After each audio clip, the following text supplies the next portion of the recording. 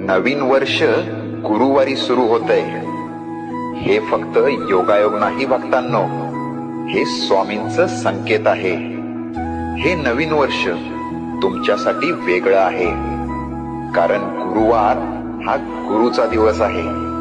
आणि गुरु जेव्हा सुरुवात करतो तेव्हा अर्धवट राहिलेलं आयुष्य पूर्णत्वाकडे जातं. ज्यांना वाटत होतं माझं काही होणारच नाही, त्यांच्यासाठीच हा गुरुवार आहे.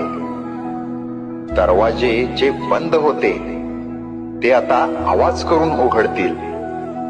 आता तुझं आयुष्य स्वामींच्या हातात आहे.